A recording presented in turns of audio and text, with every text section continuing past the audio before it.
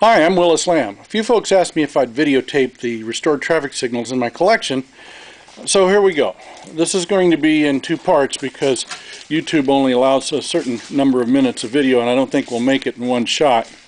And clearly, this building is used for things other than traffic signals, so I apologize for the lack of proper lighting, and I'm going to have to walk around a few things from time to time. Most of the signals are in family groups or family intersections. Meet the Marblites. This particular signal here is called a Marblite flat top. It gets that name because the tops of the signal sections are perfectly flat. They're not indented like more modern signals that have little drain holes in the back to help prevent moisture from getting in. It also has a classic Marblite tunaway visor, which is kind of a cross between a tunnel visor and a cap visor or a cutaway visor. The signal on the left is a 1970s vintage Marblite. It's the last aluminum Marblite that was made. Marblite did not go into the plastic traffic signal business.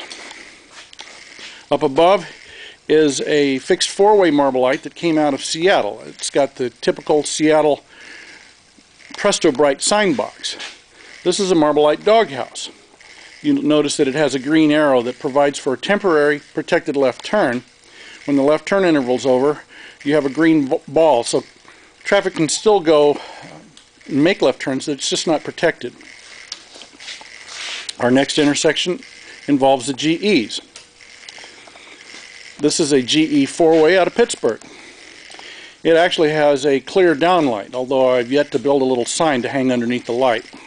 Next to it is a GE long groove, or a groove back. That was their single-phase signal before the Streamline signal. The four-way actually has spiderweb lenses, which are difficult to see in the video. The grooveback has more traditional brick lenses.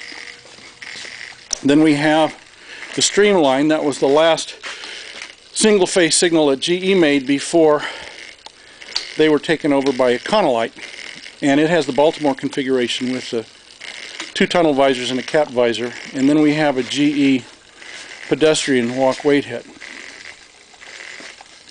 The next intersection involves Crouse-Hinds.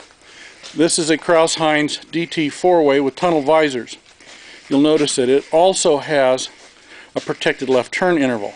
These came about because as streets became more congested, especially narrow two-way streets, when a light turned red, it sometimes left cars kind of trapped that were wanting to make left turns but couldn't because of oncoming traffic. Clearly, when the light turned green, there were going to be cars lined up facing them, and sometimes these left turn vehicles would block through traffic. So engineers came up with the idea of providing a short interval with a protected left turn to get these cars out of the way.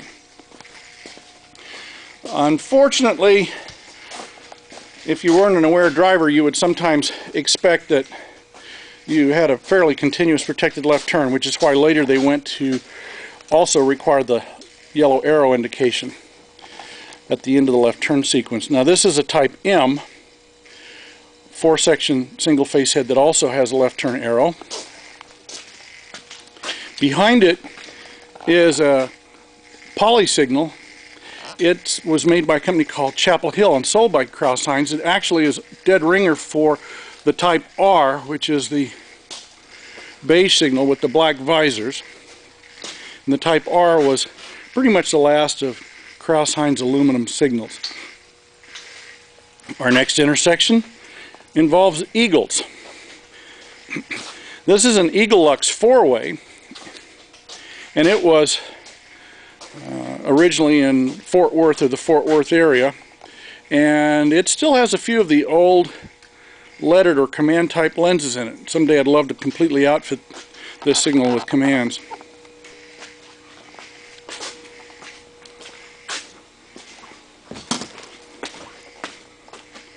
This is an Eagle Lux single face head.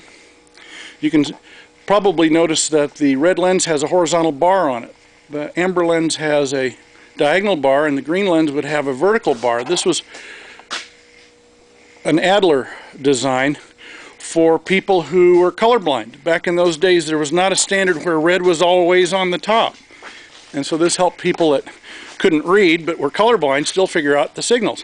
Now this is a rotted eagle flatback here, and our latest eagles, the yellow signal with displaying red right now is a standard eagle flatback with a 12-inch lens, and the green signal that just turned red and is flashing is an automatic signal. Automatic signal was taken over by eagle, so I hung them together. Now you'll notice the signals just went to all red flash. We have a train coming down the street. Back in the early days, there were a lot of streets that shared right-of-way with trains and automobiles, and the early traffic signals weren't smart enough to figure out what the trains and autos were doing, but they also couldn't hold traffic in front of a train, even though the train was only moving about 15 miles an hour. So they did usually one of three things. Either they went completely out, or they went to yellow in all four directions and held, or they went to an all red flash. And sometimes it'd be an indication that said RXR, either neon or incandescent like this one, and sometimes you were just on your own to figure out the train was coming in to get out of the way. On the back wall here we have a AluSig made by Eagle on the right, and then the 5-section signal is a Dura Stick, which is a poly version, and you can see it also has the protected left turn interval. This signal would hang on the left of the intersection on a pole, while a doghouse would be used if it was suspended over traffic because it would be shorter. We're going to continue to part 2, which are some of the smaller or less known signal manufacturers.